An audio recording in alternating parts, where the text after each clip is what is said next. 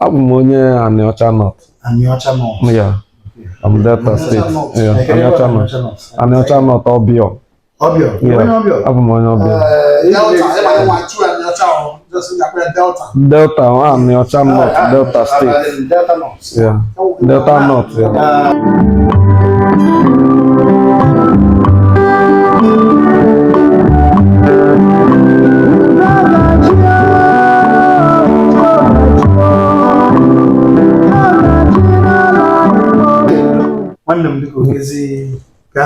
Afamos Ego Aza Steven. Ego Aza Steven. Yeah, Steven. Like now, ịpụta na ọnụba anyị asa na ego like na ego Aza Steven. Yeah, without na ego anara azụ okwu. You understand me? What like na ụmụ oge ya nọ in need. Ọbụna ọ bụrụ ego ife ya azọpụta gị that time. You need your people. So ego azụ okwu sometimes. Abụ m onye Aniocha North. Aniocha North. Yeah. I'm Delta State. Yeah. Aniocha North. Aniocha North Obio. Obio. Yeah. Abụ m onye Obio. Delta. Aniocha North. Delta State. Delta North. Yeah. Delta North. Yeah. Obio former deputy governor of Delta State. Yeah. N'ebe ọmụanị ya n'ebe ọnụmụanị ọma na-emaghị ụnyaahụ ya. So right. North. South Africa na-eri na mma.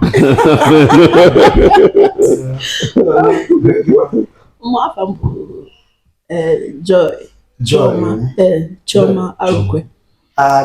Arukwe. A-R-U-K-W-A. Yes. Oye Imo State. Imo ebe. Arundizo. Damazi.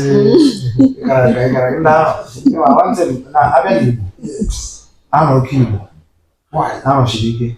Nwere a very deep history na Igbo identity, Igbo culture.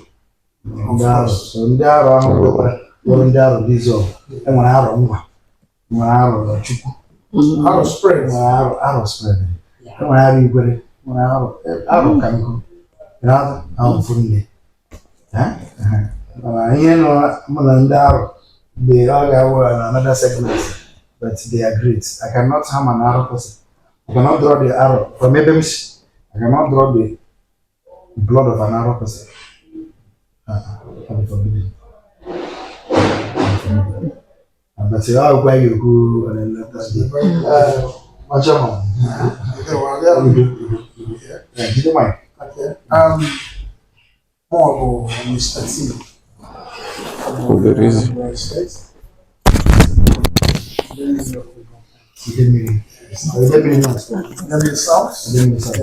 I'm one indigenous of Oba. Yes. So I'm very happy you received me here today, and that has been our dream,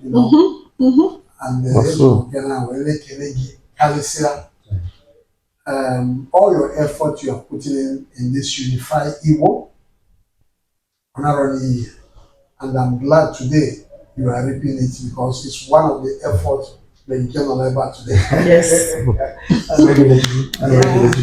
So I'm glad now if any that you're right today. And we will continue to push it. Because now, place we can I think we are different.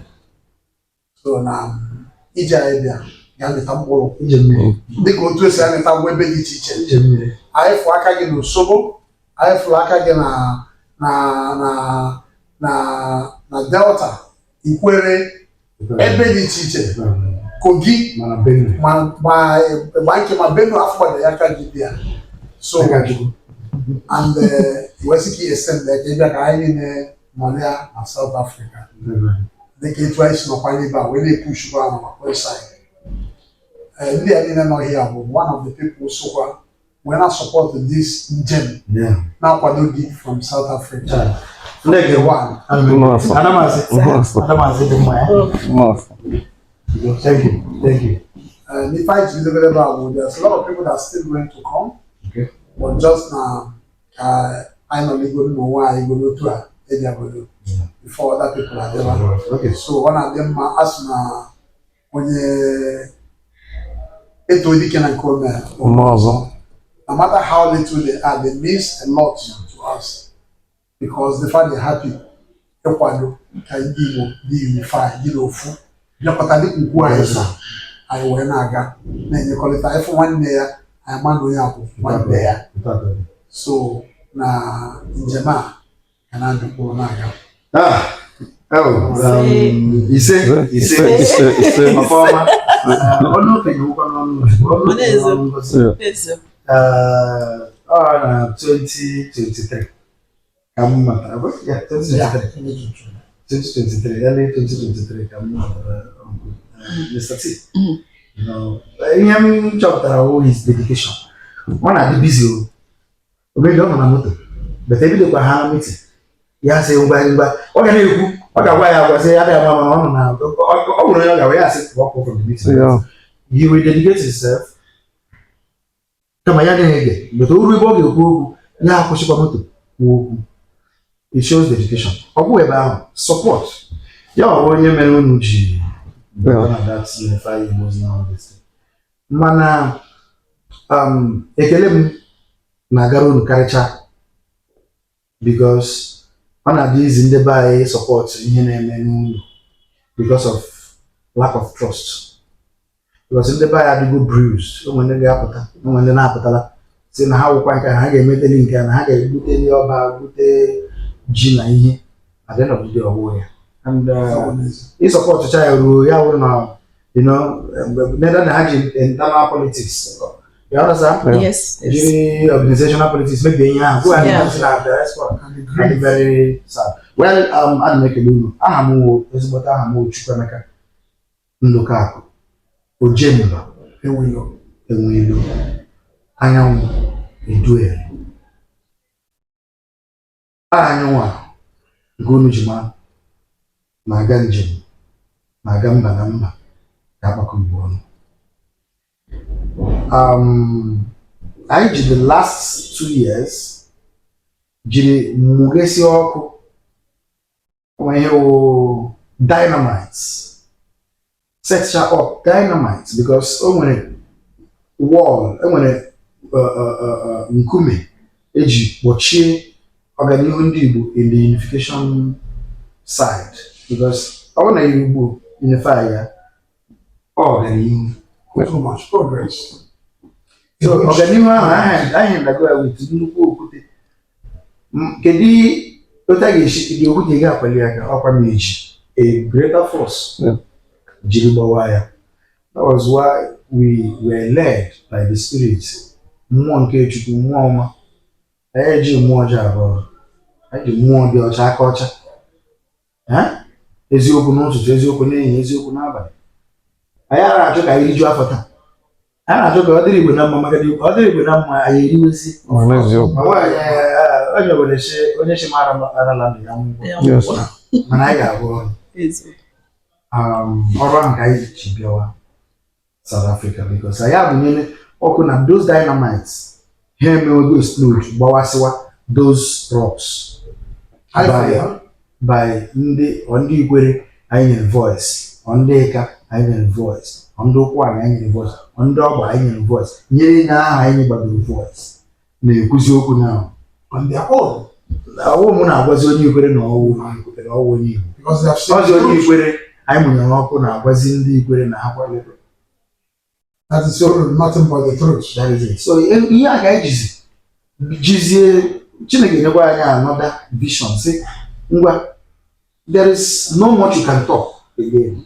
Now go over to this other level. What is the level? The international unification.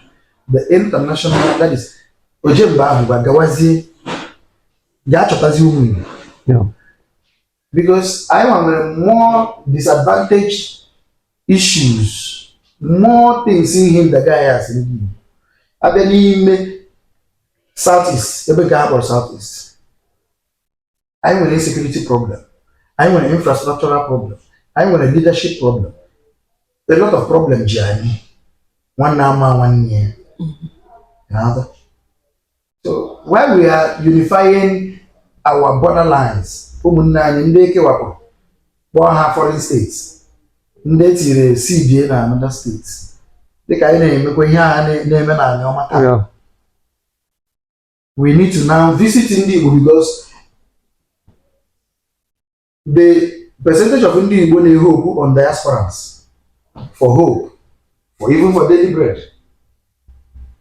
Because obviously they got only Igbo when near abroad or log right? Of course. Because they are hoping on. Yes. Because it's not well at home. So yeah, can you just get in the Igbo name because Ila and the Igbo identity part.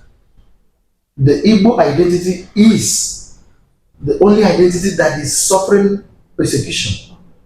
That's anyway large scale of propaganda against sponsored conspiracy to bring it down. Why?